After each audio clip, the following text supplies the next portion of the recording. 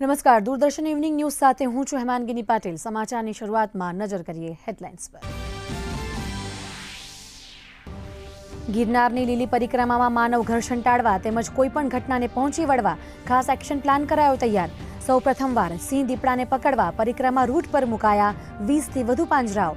Round the clock rescue team રહેશે તૈનાત।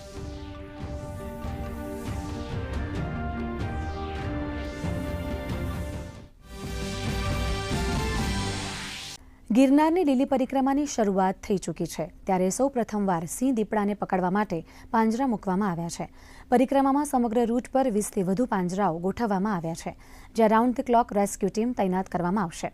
સાથે જ રેસ્ક્યુ માટે સાસણગીર ખાતેથી સ્પેશિયલ ટીમ બોલાવવામાં આવી છે। ગત વર્ષે પરિક્રમા દરમિયાન એક બાળકી દીપડાનો ભોગ બની હતી, જેથી આ ખાસ વ્યવસ્થા કરવામાં આવી છે। પરિક્રમા રૂટ પર 300થી વધુ ફોરેસ્ટનો સ્ટાફ અને 20 રાઉટી ઉપર વોકી ટોકી સાથે સ્ટાફ સજ્જ રાખવામાં આવ્યો છે।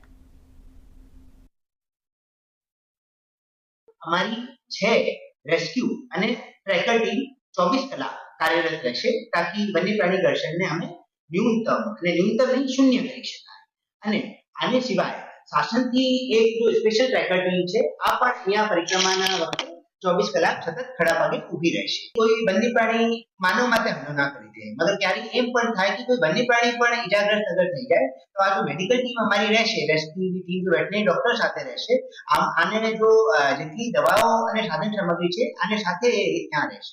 દરેક આરોપીમાં એક પાંજરો મૂકવામાં આવ્યો છે, તાકી અગર એવી કોઈ સ્થિતિ ઊભી થાય તો તરત જ ત્યાં પાંજરો અમે પહોંચાડી શકીએ। નહીં તો એટલી જનમેદનીમાં અગર અમારે કોઈ બારેથી પાંજરો લાવવું પડે તો આ લાવવામાં 1-2 કલાક નીકળી જાય। તો આ વર્ષે અમે નવો અભિગમ કર્યો છે।